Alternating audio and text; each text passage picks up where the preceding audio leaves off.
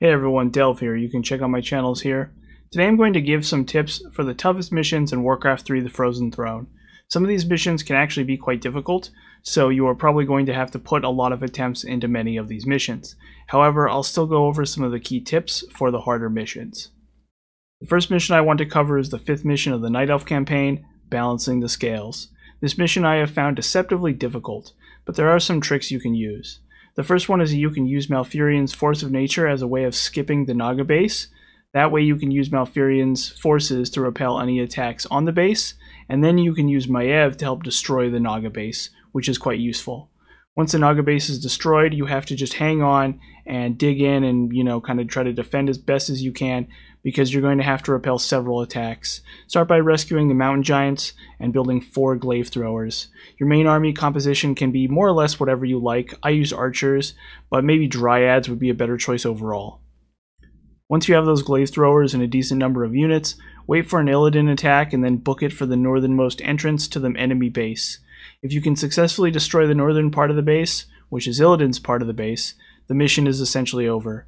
Lastly, make sure you use all of your hero skills, including Tranquility, Starfall, and Spirit of Vengeance. Most importantly, Maiev's, which is Spirit of Vengeance, since it's just free units and it expires at the same time as the cooldown comes up. The next 2 missions can be fairly tough, but again, the real trick is to make sure you have Maiev's Spirit of Vengeance constantly active. That will make your life significantly easier. For the Ruins of Dalaran, you can actually use only Maiev and her Spirit of Vengeance to rescue the Paladin, which allows Malfurion to stay and defend the base. You'll also want to expand to the gold mine guarded by ogres. For your army composition, mountain giants, dryads, and chimera are a solid composition, I think.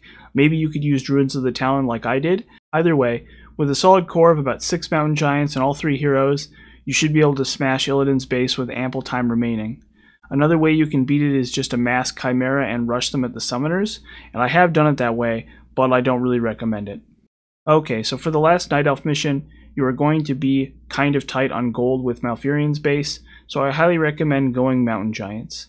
There's also a gold mine to the north you can take as well. For the Illidan side of things, I highly recommend going a composition of mostly snapdragons, with a few sirens and myrmidons. The crucial unit, however, is the dragon turtle, which functions sort of like a human steam tank.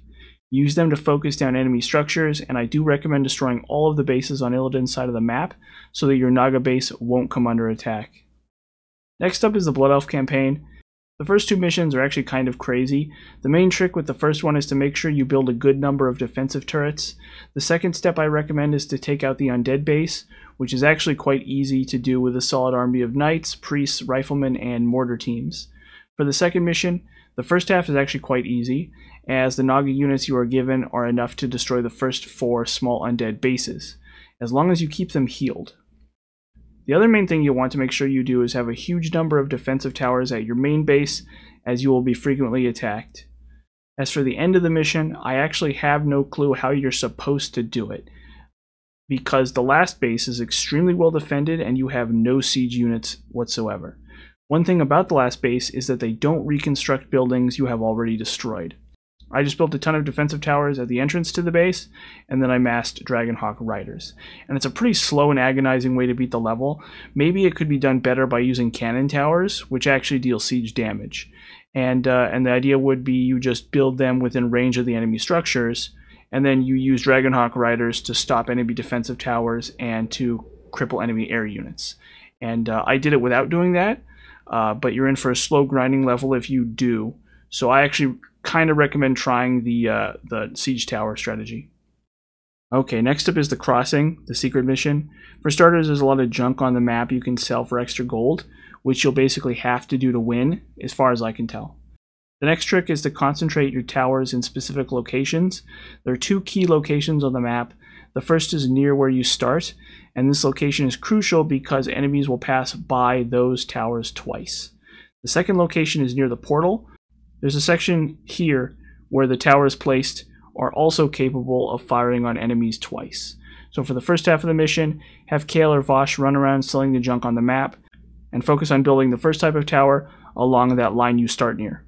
Once you unlock flame towers, you can place them somewhere. Honestly, I'm not a huge fan of flame towers, so I just sort of built them near the air towers and called it a day. When you finally unlock Death Towers, you want to position them in that second spot near the portal. Maybe you could do it the other way around, with Air Towers near the portal and Death Towers in the spot to the north. In either case, this is still probably the hardest mission in the Frozen Throne overall, so be aware that it's probably going to take you a good number of attempts. Lastly, make sure you always upgrade towers. I would not attempt to build lots and lots of towers. I would build towers and then immediately upgrade them wherever possible. The exception is maybe Death Towers. I think the math on Death Towers works out that more Death Towers are better, but I'm not quite sure. Okay, so that's the end of the part 1. Part 2 will be the remainder of the Blood Elf missions, as well as the Undead campaign. Thanks for watching.